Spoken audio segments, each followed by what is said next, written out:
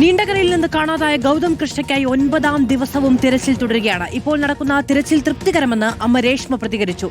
ഗൗതം കൃഷ്ണയുടെ അമ്മയോട് മോശമായി പെരുമാറിയെന്ന ആരോപണത്തിന് പിന്നാലെ നീണ്ടകര ഫിഷറീസ് സ്റ്റേഷൻ അസിസ്റ്റന്റ് ഡയറക്ടറെ സ്ഥലം മാറ്റി.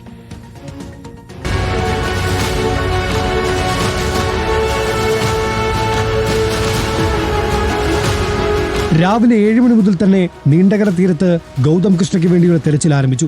മത്സ്യത്തൊഴിലാളികളും കോസ്റ്റൽ പോലീസും ഫിഷറീസ് വകുപ്പും സംയുക്തമായാണ് തെരച്ചിൽ നടത്തുന്നത്. ടൂറിസം വകുപ്പിൽ നിന്ന് 10ഉം ഫിഷറീസ് വകുപ്പിൽ നിന്ന് 5 ലൈഫ് ഗാർഡുകളും തെരച്ചിലിൽ പങ്കെടുക്കുന്നുണ്ട്. പുലിമുട്ടിലെ പാറക്കെട്ടുകൾ, തീരദേശ പ്രദേശങ്ങൾ എന്നിവിടങ്ങളിൽ തെരച്ചിൽ തുടരുകയാണ്. അഷ്ടമുടിക്കായലിന്റെ ദളവാപുരം വരെയും പരിശോധന തുടരുകയാണ്. നിലവിലെ തിരച്ചിലിൽ പ്രതീക്ഷയുണ്ടെന്നാണ് ഗൗതമിന്റെ അമ്മയുടെ പ്രതികരണം.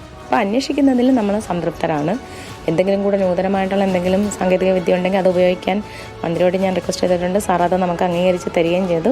ആലോചിക്കട്ടെ, ചെയ്യാമെന്നുള്ളത് പറയുകയും. അതേസമയം വെള്ളിയാഴ്ച നടന്ന ചർച്ചയ്ക്കിടെ ഗൗതം കൃഷ്ണയുടെ അമ്മ രേഷ്മയോട് മോശമായി സംസാരിച്ച നീണ്ടകര ഫിഷറീസ് സ്റ്റേഷനിലെ അസിസ്റ്റന്റ് ഡയറക്ടറെ സ്ഥലം മാറ്റി. കൊല്ലത്തെ ഫിഷറീസ് ഓഫീസിലേക്കാണ് അടിയന്തരമായ സ്ഥലമാറ്റം. റിപ്പോർട്ടർ, കൊല്ലം.